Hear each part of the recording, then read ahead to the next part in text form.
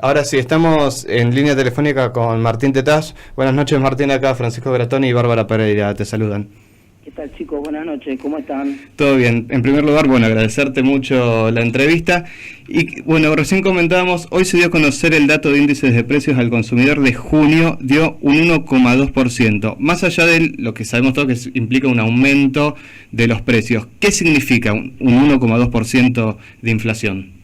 Mira, para ponerlo en perspectiva, cierra un año, unos 12 meses con 22% de inflación, que es la inflación más baja en los últimos 9 años, prácticamente 7 años, en realidad desde el 2009.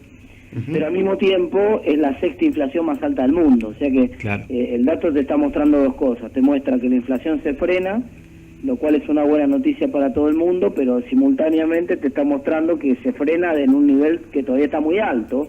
Entonces, que no hay nada para festejar y que hay que seguir trabajando para que siga bajando la inflación, ¿no? Claro, y la inflación núcleo dio unas decimales por encima de lo que fue el promedio general, ¿no? Dio 1,3 en el nivel nacional, o sea que es prácticamente similar a lo que dio el resto, Claro. y en la ciudad de Buenos Aires un poquito más, 1,5. No hay tanta Esos son diferencia. valores Entonces. 1,3, si se mantuviera ese nivel, eso te da 17%, que es la meta del Banco Central, ¿no? Claro. No la va a cumplir este año el Banco Central porque acumuló mucha inflación en los primeros meses, pero si todo el año hubiera sido como este último mes, la verdad que la cumplía con creces. Entonces, un poco para el Banco Central es una buena noticia el dato porque te muestra la inflación en los niveles que la quería poner el Banco Central, pero claro, en los primeros meses del año la inflación fue bastante más alta y entonces el promedio del año termina probablemente cerca del 22-23%. Claro. La semana pasada comentábamos en el programa el tema de la suba del dólar, que se había disparado hacia los 17 pesos con 50, con 30 más o menos estaba. Hoy, acá tengo, en La Nación me dice que cerró para la compra en 16,83 y para la venta en 17,28. ¿Qué implica este precio del dólar? ¿Es algo, digamos, inadmisible o está dentro de lo esperado?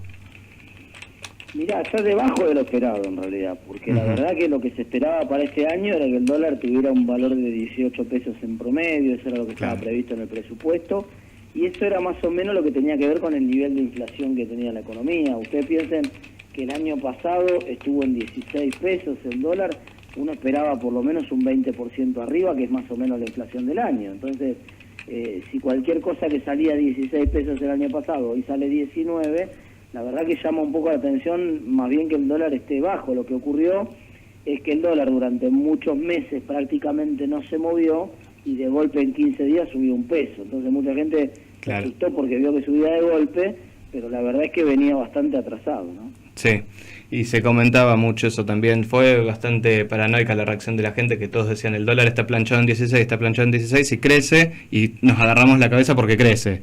Bueno, pero justamente eso tiene que ver también con la falta de costumbre de tener un esquema de flotación donde el dólar normalmente sube, baja, se mueve normalmente. En Argentina ese esquema la verdad que no lo tuvimos prácticamente nunca, entonces todavía nos falta tener la costumbre que pasa en otro país del mundo, porque vos cualquier otro país te vas a Chile o te vas a Brasil o te vas a Paraguay o Uruguay y no pasa nada con que suba el dólar un peso, digamos, nadie dice nada.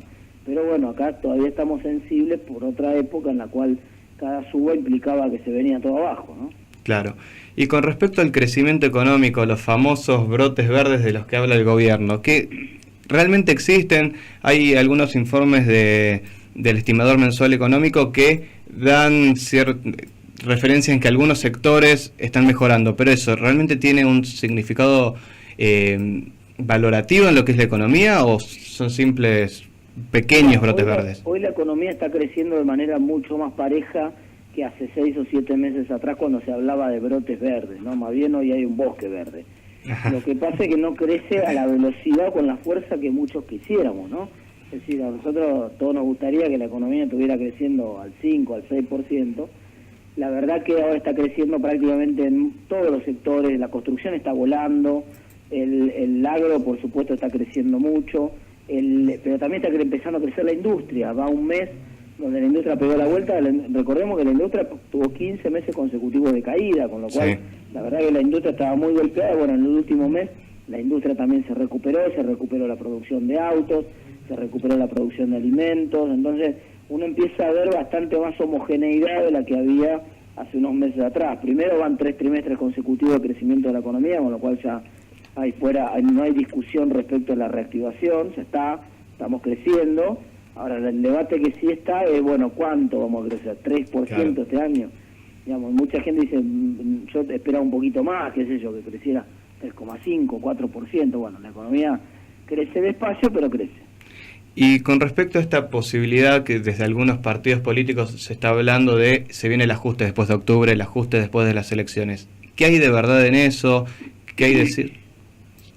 Mira, el presupuesto con el cual se va a manejar el gobierno el año que viene se presenta en realidad al Congreso antes de las elecciones. Sí. Se tiene que presentar en septiembre porque así lo exige la ley, ¿no? Entonces, la verdad que ya se va a saber antes de las elecciones lo que va a hacer el gobierno en materia de impuestos y en materia de gastos el año que viene, de modo que esta posibilidad de un ajuste después de las elecciones no tiene mucho sentido. ¿Y si ves lugar a una reforma impositiva?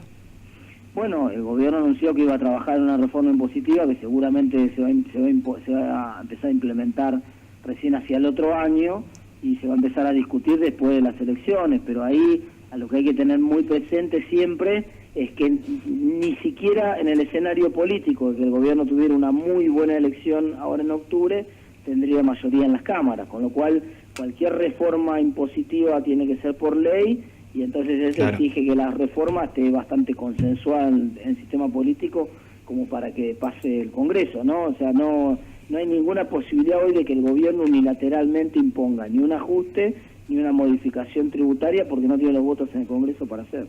Claro, y con respecto al déficit fiscal, que particularmente yo creo que es uno de los graves problemas que tiene la Argentina y que hay que solucionarlo, se lo está financiando con deuda. ¿Es viable este financiamiento o hay que hacer una reforma estructural de lo que es el gasto público o la ecuación de superávit barra déficit?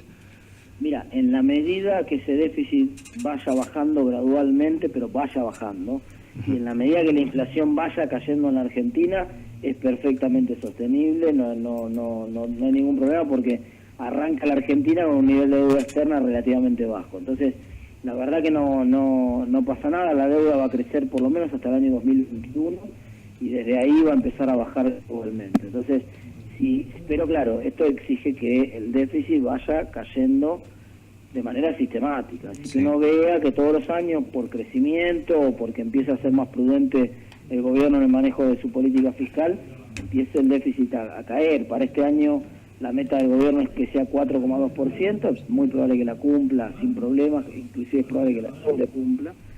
Y para el año que viene está planteado 3,2%, bueno, ahí es un poco más difícil ya, porque es un esfuerzo más grande bajar un punto. Pero bueno, en la medida que uno observe las cuentas públicas y vea que el déficit se va achicando, la preocupación desaparece. Lo que sería complicado en este esquema sería que uno vea que el déficit no baja, porque en ese caso todo tiene un final, ¿no? Todo termina, como dice la canción, nadie puede financiarse con deuda para siempre, como te pasa en cualquier familia, digamos. Si vos vas cargando la tarjeta de crédito, más vale que empieces a afinar tus cuentas porque tarde o temprano te van a llamar del banco que no te prestan más, ¿viste? Y hablando de financiarse, ¿es ahora un buen momento para aplicar algunos de los créditos hipotecarios que ofreció el gobierno con estas líneas nuevas?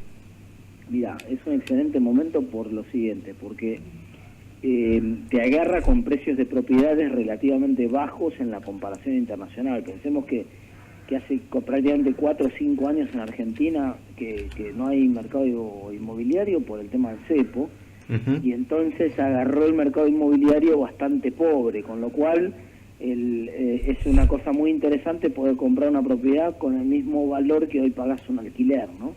Eso para mucha gente dice, bueno, pero la inflación todavía está muy alta, a mí me gustaría esperar un poco a que la inflación baje un poco más. Eso es verdad, mucha gente va a terminar decidiendo tirarse al crédito hipotecario cuando vea que la inflación por lo menos esté abajo de 20%, pero también es cierto que cuanto más esperás, también van a escalar los precios de las propiedades. Por eso mi recomendación es tratar de aprovechar lo antes posible, que todavía el mercado no está tan fuerte y las propiedades uno puede conseguir con la plata en la mano buenas oportunidades, que esperar mucho y que por ahí sí, tal vez la inflación fue un poco más baja, pero las propiedades ya están más altas, ¿no? Y cambiando un poquito de tema, yéndonos a nuestro país vecino de Brasil, ¿cómo pensás que puede llegar a repercutir la situación del Lava-Jato y sobre todo la situación de Lula tanto en la Argentina como en la región?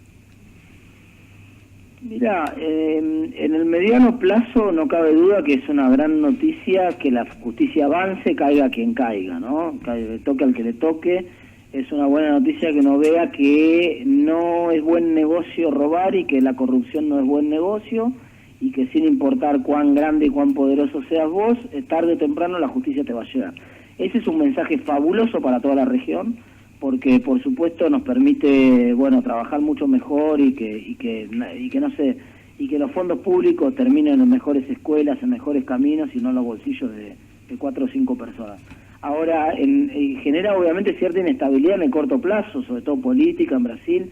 Bueno, en Brasil hay elecciones el año que viene y entonces relativamente esta inestabilidad política te encuentra en un escenario en el que todo el mundo sabe que dentro de un año se vota y ahí la gente podrá elegir libremente quién es la persona responsable para seguir con este cambio político, ¿no? Me parece que en la medida que la gente sienta que tiene control de este proceso de transparencia, de este cambio que se está generando, es una buena noticia. Puede generar un poco de inestabilidad, obviamente, en el corto plazo.